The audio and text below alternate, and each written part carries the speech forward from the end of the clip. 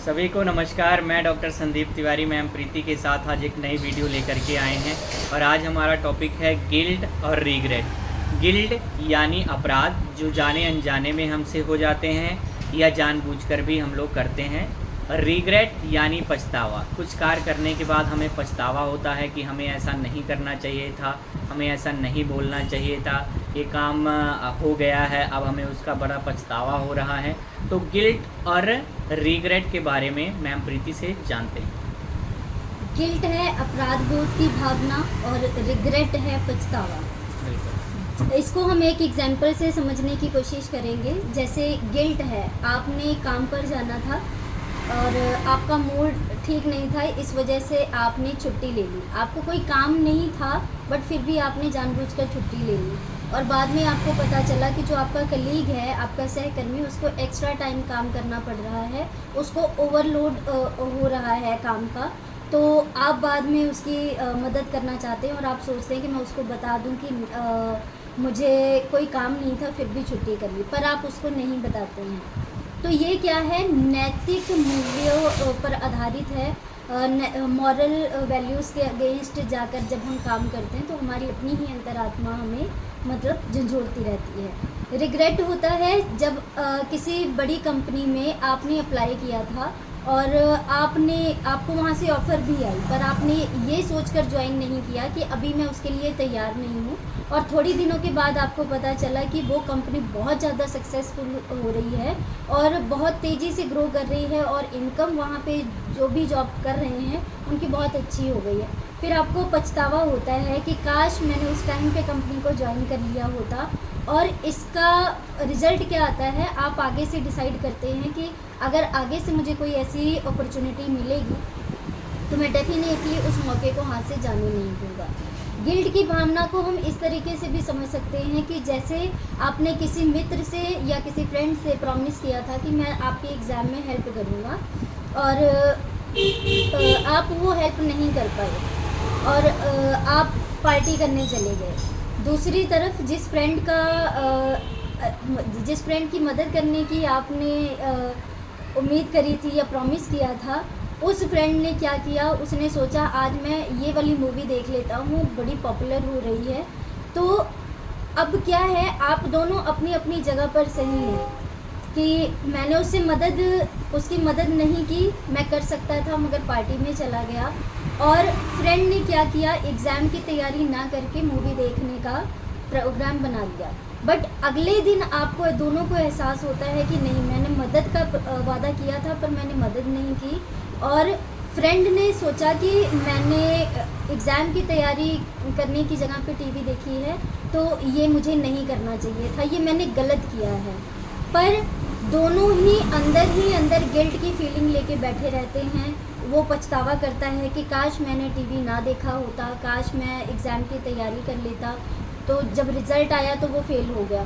तो इस तरह की भावनाएं हम अपने मन में लेके बैठ जाते हैं, कभी किसी की मदद जानबूझकर नहीं करते। फिर जब हमें एहसास होता है कि नहीं, हमें मदद करनी चाहिए थी, काश मैं मदद कर देता, मुझे ऐसा नहीं करना चाहिए था। तो ये अच्छी चीज़ है क्योंकि ये हमें आगे बढ़ने के लिए, गलतियों को रोकने के लिए हमारे मन में बार बार आती है। गिल्ट की फीलिंग आती है, रिग्रेशन की फीलिंग आती है, पर एक शेम की फीलिंग होती है जब हम शर्मिंदा महसूस करते हैं, हम अपने आप को आगे बढ़ने से रोक देते हैं क्योंकि हमें होता है कि हमने ये गलत काम किया है, अगर मैं इसके सामने गया तो शायद मेरी इससे जो है बात अच्छे से नहीं हो पाएगी, लोग क्या सोचेंगे मेरे बारे में। रिग्रेशन की एक और सबसे बड़ी प्रॉब्लम ये कब बनती है, जैसे कि आपका कोई फ्रेंड है या फिर आपका कोई रिलेटिव है, आपको बड़े दिनों से लग रहा था कि आपको उससे बात करनी चाहिए, किसी ने आपसे पैसे मांगे थे या आपसे किसी ने मदद मांगी थी, पर आप उस टाइम पे मदद नहीं कर पाए और थोड़े दिनों के बाद आपको पता चलता है कि वो दोस्त शहर छोड़ के चला गया है या उस पर्सन की डेथ हो गई है। तब आपके मन में रिग्रेशन की फीलिंग आती है, रिग्रेट फील होता है कि काश मैंने उस टाइम पे उसकी मदद कर दी होती, काश मैं उससे मिल चुका होता, काश मैंने उसको फ़ोन पे या मैसेज से बात कर ली होती। तो इस तरह की जो फीलिंग्स हैं मन में आती हैं, पर ये जब लगातार आपके दिमाग में आती रहती हैं तो ये आपके लिए साइकोलॉजिकल प्रॉब्लम्स बन जाती है, तब आपको काउंसलिंग की ज़रूरत पड़ती है।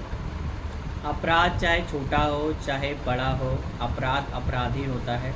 इसलिए हमें कोई भी काम करने के पहले ये सोच लेना चाहिए कि ये करने के बाद क्या हम अपराधी तो नहीं बन जाएंगे, और ये करने के बाद क्या हमें रिग्रेट तो नहीं होगा, हमें पछतावा तो नहीं होगा। कुछ एग्ज़ाम्पल के माध्यम से मैं आपको समझाना चाहता हूँ। मान लीजिए एक छोटा बच्चा है, उसने एक पेंसिल बचपन में चुराई और चुरा करके घर ले आया। उसने अपनी माँ से बताया कि मैंने एक पेंसिल चुराई है, तो माँ ने उसको कुछ नहीं कहा ठीक है बच्चे, कोई बात नहीं, इसको अपने बैग में रख लो। और अगले दिन बच्चे ने क्या किया, ज्योमेट्री बॉक्स किसी बच्चे का उठा लाया, तब भी माँ ने उसको कुछ नहीं कहा। तो उसके बाद उसने किसी का टिफ़िन बॉक्स उठा लिया, तब भी माँ ने कुछ नहीं कहा। और उसके बाद वो किसी मैडम का मोबाइल उठा लाया, और ऐसे करते करते वह एक बड़ा अपराधी बन गया और बड़ी बड़ी चोरियाँ करने लगा। और चोरियों का परिणाम क्या हुआ कि उसको जेल जाना पड़ा और उसका सारा जीवन ही अपराध के कारण समाप्त हो गया। उसको उम्र भर की कैद हो गई और इस तरह वह अपराधी बन गया। तो हम कोई भी कार्य करें, उसको अपराध की संज्ञा दी कैसे जाएगी, ये हमारा मन हमें बताता है कि यदि हम कोई कार्य कर रहे हैं तो ये कोई अपराध तो नहीं है। कोई राह चलते हुए हम किसी को मार देते हैं, किसी को कुछ बोल देते हैं, तो क्या ये अपराध की संज्ञा नहीं है? कोई कार्य यदि हो गया है तो उसका पछतावा हमें, पछतावा देखिए, पछतावा और समर्पण एक बहुत बड़ी चीज़ है। यदि हमें जीवन में कुछ करने के बाद पछतावा हो रहा है, यदि एक ही अपराध आप बार बार कर रहे हैं तो ये आप जानबूझकर कर रहे हैं। और यदि आप पछतावा करते हैं किसी भी कार्य को करने के बाद, तो वह कार्य आप पुनः दोबारा वैसा ना करें कि आपको पछतावा दोबारा हो। तो इन सब बातों को समझने के लिए काउंसलिंग सेशन की ज़रूरत पड़ती है, एक आयुर्वेदाचार्य से मिलने की आवश्यकता पड़ती है। तो आप हमें मिलिए, तिवारी क्लिनिक से संपर्क करिए, ऑनलाइन ऑफलाइन क्लासेस लीजिए। वीडियो को ज़्यादा से ज़्यादा शेयर करें, लाइक करें, कमेंट करें। धन्यवाद।